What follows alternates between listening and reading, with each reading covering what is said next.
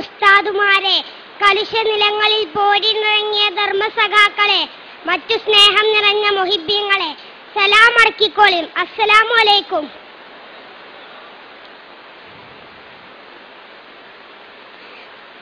കുറച്ച് ലേറ്റായിട്ടാണെങ്കിലും നമ്മളെ സാഹിത്യോത്സവിന്റെ വേദിയിലാണ് ഞാനും നിങ്ങളും. അല്ല ചങ്ങായിമാരെ, സബ് ജൂനിയർ എന്ന് പറഞ്ഞ 4ാം ക്ലാസ് വരെ അല്ലേ? എന്നാ അതിന്റെ ലാസ്റ്റ് ചാൻസ് ആണ്. ചിന്തിച്ചിട്ടൊരു മന്ദപ്പ്. ഒരീസം സ്കൂളിൽ കളിച്ചാൻ വിട്ടപ്പം ഞാനും എന്റെ ചങ്ങായിമാരും റബ്ബറും തോട്ടത്തിൽ കൂടെ ഇങ്ങനെ നടക്കുകയും അപ്പണ്ട് അവിടെ ഇവിടെ ആയിട്ട് ആൺകുട്ടികളും പെൺകുട്ടികളും യാതൊരു എളുപ്പമില്ല ചൊറച്ചിങ്ങനെ നടക്കണ്. എന്തൊരു കഥ! നമ്മളെ ജാതിക്കാരനെ ഹറാമല്ലേ കൂട്ടരെ? ഇത് കണ്ടപ്പോഴാ ഈ കഥ ഓർമ്മ വന്നത്. ഫളിലുന്റെ ചരിത്രം ഭയങ്കര ഗ്ലാമറേനി മൂപ്പര്. ഇന്നത്തെ സിനിമാ നടന്മാരെ ആനച്ചന്തമല്ല. പിന്നെ മുത്തുനബി ചൊർക്കിൽ സർട്ടിഫിക്കറ്റ് കൊടുത്ത ആളാണ്, ചില്ലറക്കാരനല്ല. അതുകൊണ്ട് തന്നെ സ്വഹാബി കുടുങ്ങി. എവിടേക്കിറങ്ങിയാലും മൂപ്പരെ ഒളിഞ്ഞു നോക്കാൻ നല്ല ചൊർക്കുള്ള പെൺകുട്ടികള്. മൂപ്പർക്കാണെങ്കിൽ ദുന്യാവില് യാതൊരു കമ്പമല്ല. മദീനത്ത് വലിയൊരു സമ്പന്നന്റെ മോളുണ്ടേനി, ജാരിയാന്നാ തോന്നുന്നുള്ള പേര്. പെരും ചൊർക്കേനി. ലോഡ് കണക്കിന് മഹറേറ്റ് കൊറേ സുന്ദരന്മാർ ഓളെ കെട്ടാൻ വന്നിക്കണേ. ഓൾക്കാർക്കും മോളെ കിട്ടിയിട്ടില്ല. കാരണം എന്താ അറിയോ? ഓളെ മാനസകൊട്ടാരത്തിലൊരാളുണ്ട്. അല്ല, ആരാപ്പത്? നമ്മളെ കഥാനായകൻ ഫളിലുണ്ടല്ലാഹു. ഇവക്ക് പ്രേമം മൂത്ത് മൂപ്പരെ വശീകരിക്കാൻ പലവട്ടം ശ്രമിച്ചു. മൂപ്പരിക്കുണ്ടോ പൂതി?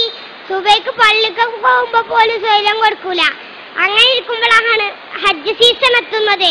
പോകണോലൊക്കെ മദീന SISന്റെ അന്നത്തെ ചീഫ് അമീർ സൽമാൻ ഫാരിസ് റളിയല്ലാഹു അൻഹുവിന്റെ അടുത്ത് രജിസ്റ്റർ ചെയ്തു. കൂട്ടത്തിൽ നമ്മളെ ഫളിലൂനും ഉണ്ടേനി. എന്ത് ചെയ്യാനാ? ഈ വിവരം നമ്മളെ ലൈലപ്പെണ്ണറിഞ്ഞു. ഉടനെ പമ്പർന്നോളും ഒപ്പിച്ചൊരു സീറ്റ്. കുറച്ച് ദിവസങ്ങൾക്ക് ശേഷം യാത്ര ആരംഭിച്ചു. രാത്രിയായപ്പം കുറേ ദൂരത്ത് അമീറിന്റെ നേതൃത്വത്തിൽ സംഘം തമ്പടിച്ചു. അപ്പോഴല്ലേ ശല്യം. ഫളിലുവിന്റെ തമ്പിന്റെ അയലോക്കത്തിന് ഈ പെണ്ണും തമ്പട്ടി. നൗദുബില്ല. രാത്രി എല്ലാരും ഉറങ്ങിയപ്പോഴല്ലേ പുകില് ഈ പെണ്ണ് ഫളിലുവിന്റെ തമ്പിനകത്ത് കയറി പറ്റിയേക്കണ്. എന്നിട്ട് മഹാനെ വിളിച്ചുണർത്തി. ഉടനെ, ആരാധി ഈ രാത്രി? ഇത് ഞാനാണ്, നിങ്ങളെ സ്വന്തം ജാലിയ. നിങ്ങളോടിച്ച് പെരുത്ത് പ്രേമാണ്. നിങ്ങളിന്നെ കെട്ടണം. വേറൊരു പുതിയാപ്പളിന് ഈ ലയ്യാക്ക് വേണ്ട. ദേഷ്യം പിടിച്ച സ്വഹാബി, പോ പെണ്ണെ, വണ്ടിയും ബലിയുണ്ടാക്കാതെ അവളെ ശകാരിച്ചു.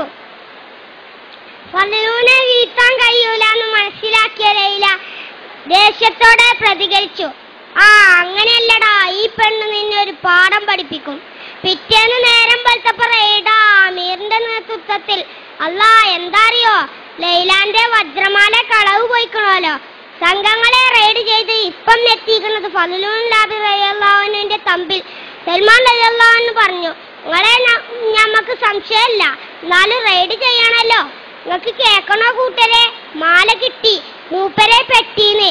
സുബ്ഹാനല്ലാഹ്, ആകെ കോലാഹലം. കൊറേ ആൾക്കാർ മൂപ്പരെ കുറ്റം പറഞ്ഞു. കൊറേ ആൾക്കാർക്ക് വിശ്വസിച്ചാലും കഴിഞ്ഞില്ല. പറച്ചോനെ, അന്നന്തിക്ക് ലൈലാന്റെ തമ്പുന്ന ഒരച്ചിയും പൊളിയും. ഓടി വരണേ, ഇവനെന്നെ അപമാനിക്കുന്നേ. എല്ലാരും പാടെ തുണിന്റെ കോന്തലയും പിടിച്ച് ചാടി വണ്ടി ചെന്നോക്കുമ്പോട്ട് സുബ്ഹാനല്ലാഹ്, ലൈല അല്പവസ്ത്രയായി നിൽക്കുന്നു.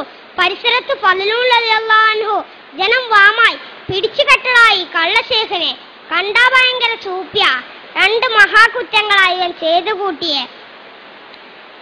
സുബ്ഹാനല്ലാഹ്, ആകെ കോലാഹലം. എന്ത് ചെയ്യും? സൽമാൻ റളിയല്ലാഹു അൻഹു ആകെ കൊയങ്ങി. അല്ലാ, അപ്പം ഭരിക്കണത് ആരാറിയോ? ഉമറുൽ ഖത്താബ. കേസ് കേട്ടപ്പോ മൂപ്പരാകെ ഞെട്ടി. പറച്ചോനെ, ഫളിലൂൻ ഇങ്ങനെ ചെയ്യൂലല്ലോ. അതുണ്ടാകൂല. ഏതായാലും ഈ കേസ് നടത്താൻ നല്ലത് അലി റളിയല്ലാഹു അൻഹു ആണ്. അങ്ങനെ കേസ് അലി റളിയല്ലാഹു അൻഹുവിന്റെ അടുത്ത്. അപ്പൊ തന്നെ ലൈലിയോൾ അടിമി വറക്കാൻ തുടങ്ങിയിരിക്കണേ. അലി റളിയല്ലാഹു അൻഹു ചോദ്യം തുടങ്ങി ലൈലാനോട്. ഇതൊക്കെ ഉണ്ടായോ? അതെ. മാല എവിടേനി? എന്റെ പെട്ടിയില്. അതെന്താ അണിയാഞ്ഞു? ഒന്നുമില്ല. പിറ്റേന്ന് ബലാത്കാരത്തിന് ശ്രമിച്ചയാൾക്കും മാല എടുക്കാൻ വന്നപ്പോ അതിന് കഴിയൂലേനോ? എന്താ അറിയില്ല. ഫളിലുവിനോട് ഇതൊക്കെ ഉണ്ടായോ? അതെ, ഞാനൊരു തെറ്റും ചെയ്തിട്ടില്ല. പിന്നെ എങ്ങനെ നിങ്ങൾ ലൈലയുടെ തമ്പിൽ? അല്ലാഹു ആലം. എന്ത് ചെയ്യും റബ്ബേ എങ്ങനെയായാലേ. ഉടനെ അലി റളിയല്ലാഹു അൻഹു ലൈലാന്റെ അടിമനെ വിളിച്ചു. ഇവനാണെങ്കിൽ കിടുകിടാ വിറക്കുണ്ട് ട്ടോ. പറയടാ, എന്തുണ്ടായി? പറയാമേ, എന്റെ യജമാനത്തി പറഞ്ഞത് കളവാണ്. ആദ്യത്തെ ദിവസം യജമാനത്തി ആ തമ്പിൽ പോയിരുന്നു.